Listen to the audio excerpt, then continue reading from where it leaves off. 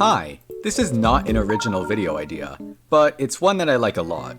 So no intro, here's some useless information about Geometry Dash. The ID for the daily level is actually -1, and the weeklies is -2.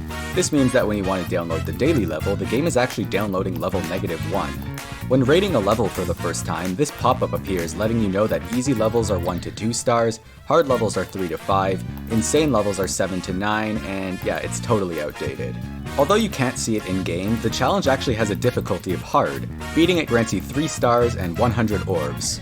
The spiders on the main menu will always be the same as the one you currently use. Each grid space in the editor is equal to 30 units. The big arrows in the Edit tab move objects over by 2, and the small ones move it by 0.5.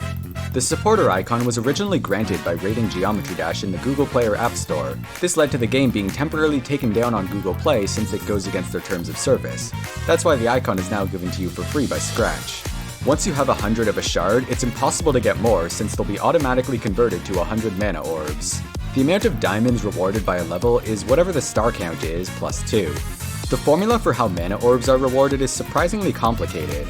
Basically, 80% of a level's orbs are obtained by making progress in it, and the last 20% is given when you beat the level.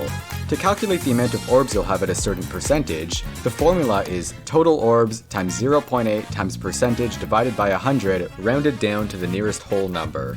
In order to buy every shop item, you need 471,500 mana orbs. That's the equivalent of beating 943 demon levels.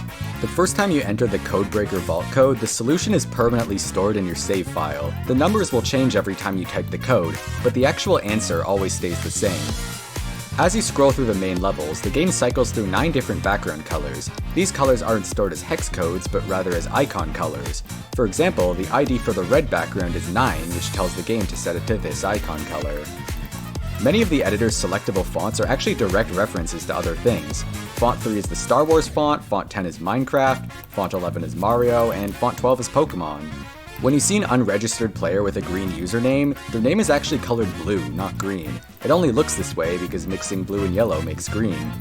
Every daily level has its own ID to determine which daily it was. The first daily level is 1, the second was 2, and so on. Meanwhile, the first weekly level was 100,001, then 100,002. This means that after 100,000 daily levels, we'll start overflowing into weeklies unless RobTop does something. This will happen in the year 2290. In older versions of Geometry Dash, tapping an icon on the main menu didn't do anything. This is why nobody played the game back then. The color channels past 999 are secretly reserved for other things. 1000 is the background, 1001 is the ground, 1002 is the ground line, and so on. The funniest one is 1010, which is just black. It's actually used by saw blades, as seen here. Despite the fact that Geometry Dash is a 2D game, RobTop officially calls the icon the cube at the very end of Knockem. When downloading a level, the GD servers don't actually tell you what song it uses or what the name of the creator is. Instead, this information is saved when you search for the level. However, since the daily level doesn't require searching, this will sometimes lead to the song appearing as unknown at first. Geometry Dash has been released for almost 9 years now, and Update 2.11 alone has taken up over half of its entire lifespan. Funny enough, the exact halfway point for this was February 11th, which is 211. RobTop draws all the game's textures and icons with vectors, which uses equations instead of pixels. This means that he has infinite quality versions of all the game's art, meanwhile we're stuck with ew. Every level secretly saves the amount of time you spent inside the editor. There's no way to see it in-game, but it can be viewed pretty easily with mods or external tools. My guess is that this timer is used to prevent rush levels from appearing in the Magic tab. Along with your jump count, the game also secretly tracks the number of times you clicked on your best attempt. Again, you need mods to be able to see it, and I'll show the ones I'm using in this video on screen. Did you know that your password is stored in your save file in plain text? Yeah, it's kind of unsafe. This also means that when you change your password, everything will stop working since the password stored on your save file is now outdated. The refresh login button simply updates what password is stored. Oh, also, every chest you've ever opened is also stored in your save file as well. No idea why, but it's there. If you're on Windows, your save data is stored in appdata/local/geometry dash. Game Manager stores pretty much everything except for your created levels, which is stored in local levels instead. The ones with 2 in the name are just backups in case something goes horribly wrong. If you don't like the account system, you can back up your data by making copies of these files. If you're having trouble with the account system, try deleting some saved or created levels. Saving will fail once your save file is bigger than about 32 megabytes. Although the wave was added in Update 1.9, you couldn't customize it until 2.0. People were very surprised to see that the Icon Kit actually called it the Dart, but it was changed to Wave a month later in 2.01. Update 2.01 also made a bit of a funny change to the Vault. The Vault Keeper used to say "damn it" after one of his lines, but after the update it was changed to "never mind." In the game files, the UFO is actually known as the Bird. Similarly, the ball is called the Player Ball, and the 2.2 game mode is called the Swing. This is the formula that determines the font size for long comments. I only know this because we reverse engineered it for that comment generator site I made. Although it's impossible to do in-game, you can actually send a message to yourself and even block yourself. Blocking will prevent you from viewing your own profile, but it'll be fixed when you relaunch the game. There's an unused sound effect in the game files called Counter003, which sounds like this. RobTop's old game Boomlings has a similar sound called Counter001, which can be heard in the game. Speaking of Boomlings, a lot of Geometry Dash's textures are actually taken from it. This includes the coin, crown, skull, and more. Before Geometry Dash, RobTop teamed up with a few other people to form Rune Digital Games and develop a mobile game called Forlorn. The game was never released, and Rob said he can't share it, but we do know that the 2.2 platformer textures were taken from it, as well as one of the fire animations and even some of Rob's random songs on Newgrounds.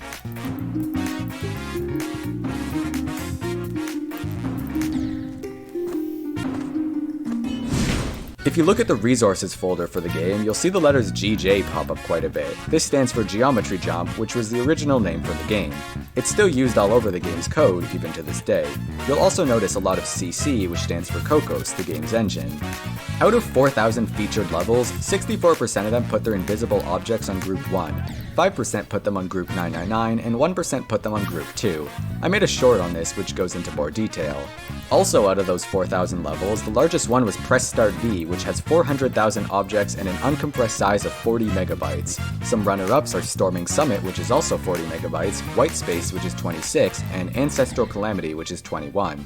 Using this data, we can also find out that the average file size of a single object is 69.69 bytes. Nice. When Update 1.9 was released, several official levels had their difficulties changed. Back on Track was originally normal, Polargeist was hard, Dryode and Base After Base were harder, and Can't Let Go Through Cycles were all insane. Although Stereo Madness's difficulty didn't change in 1.9, it still got a pretty significant nerf. The last coin was originally a lot harder to obtain, but a bunch of its spikes were removed in the update. Along with demon levels and the leaderboard, Update 1.3 also added stars to the game. Before that, you would just kind of play levels for fun? I don't know. The sound for collecting a diamond is actually just a level complete noise, but pitched up. Here's every single level with an ID that's less than 1,000. Why? I don't know, why not? There's 3 featured levels named JF, and they're all rated 5 stars. If you're a creator, well, let's keep it going. The song Nepal Monastery from Half-Life uses the same sample RobTop used for the music in the Chamber of Time.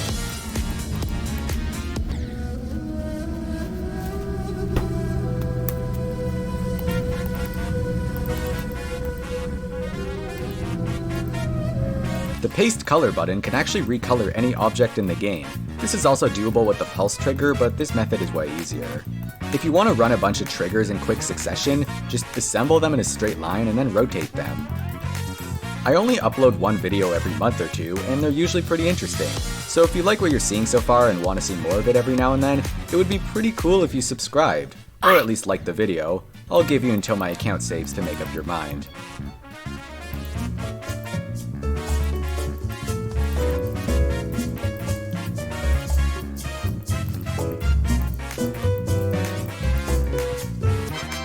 The default position for the orange teleport portal is exactly 100 units above the blue one, which is equal to 3.33 grid spaces. If you put both teleport portals directly on top of each other, the position will reset when you reload the level. Believe it or not, this isn't a bug because there's a line of code that's specifically meant to do this. My guess is that RobTop only thought this would be possible when he first placed the portal down. The level Knock Him from Sub-Zero is actually completely beatable in 2.1. Some parts are a little broken though. RobTop's full name is Robert Nicholas Christian Tapala.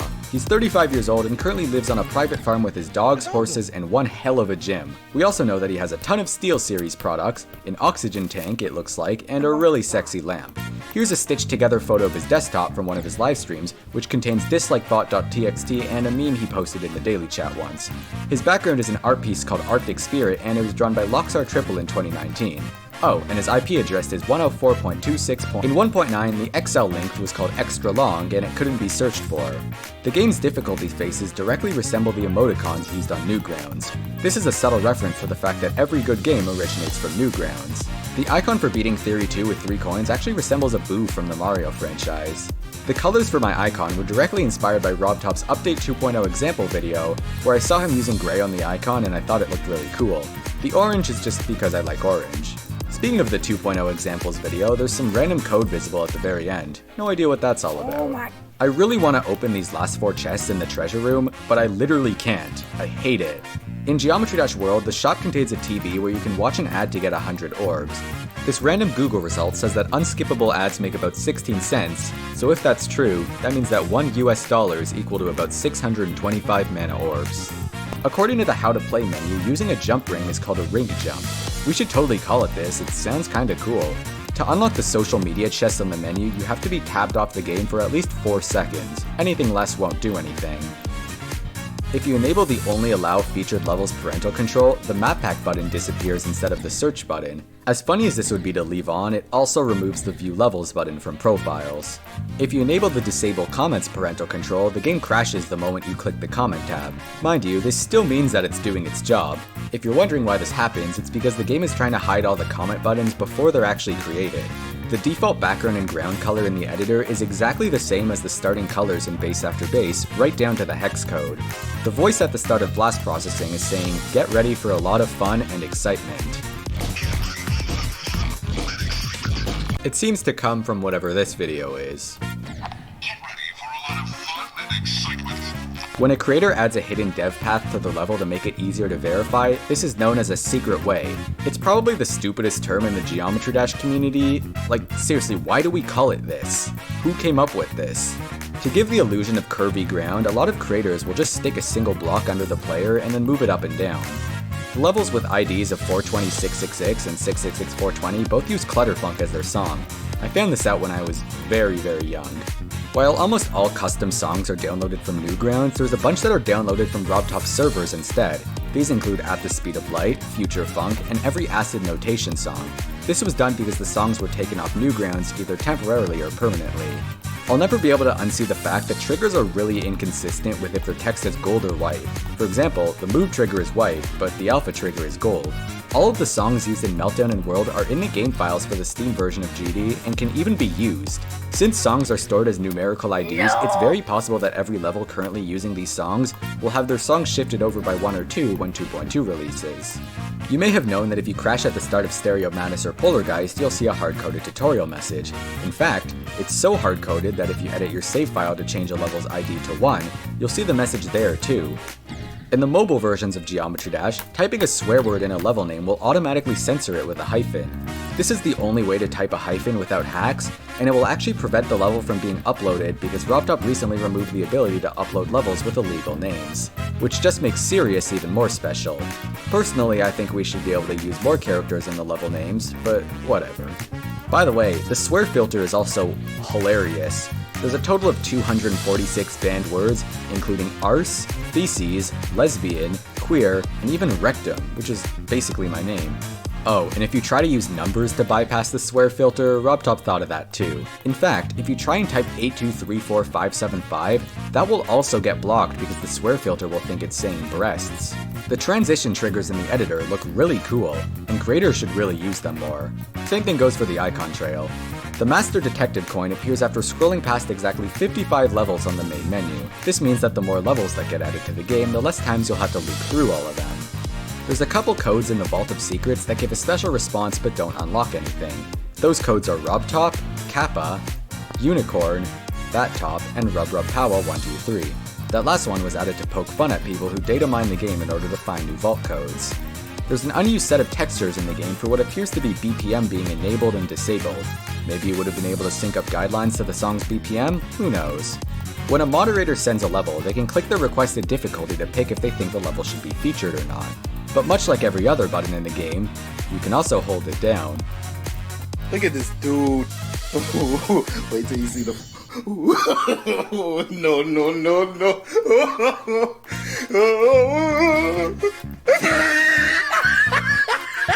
Icons are split into 4 different layers: the glow, the secondary layer, the primary layer, and a layer that's always white. If you try recoloring the layer that's always white, you get some pretty hilarious / creepy results. For some reason, RobTop uploaded the 1.7 sneak peek twice, and their view count is pretty balanced as well. If you select the pickup counter object, then use it as a filter in the delete tab, you'll see an unused counter trigger texture instead. Speaking of the delete tab's filter, if you enable select filter from the editor's pause menu, then you'll only be able to select that object. For some reason, a lot of people don't know about this, and it's a total lifesaver. Tell you what, let's just run through the other editor buttons as well. Align X and Align Y evenly distribute objects across that axis, which is useful for centering things. Create Base, Outline, and Edges all help decorate fancy tiles like the crystal for you. And Build Helper takes whatever you have selected and moves all the trigger groups to unused ones. All of the colored text in Geometry Dash is stored with special color tags. There's 9 different colors, and there's not really a consistent pattern in the way RobTop uses them. You can use these tags for yourself in level descriptions, but only when this comment mode is enabled. And make sure to close the color tags correctly, or the game will crash. Probably shouldn't have revealed that. There's also a few other tags in the game which are exclusively for the game's text boxes. The D tag pauses the text for a specified amount of time, and the I tag instantly reveals the rest of the message. All 3 of the shop's songs are royalty-free compositions by the one and only Kevin MacLeod. The main shop is called Bossa Bossa, Scratch's shop uses Sneaky Snitch, and the community shop uses March of the Spoons. The icon kit is actually called the Garage in the game's code, and I don't know what it is, but that name is just... what? The game's main font is different depending on your graphics setting. High quality uses Helvetica, but mobile and anything else uses Aller. The most notable difference is the lowercase g. If you use hacks to set an object's scale to a negative number, the hitbox almost completely disappears. This doesn't work for every object, but it's a good chunk of them. The background trigger used to have a tint ground option, which also changes the color of the ground to whatever you select. This was removed when the color trigger was reworked in 2.1, as you can achieve the same effect with the copy color option. There's only one playable demon level in Geometry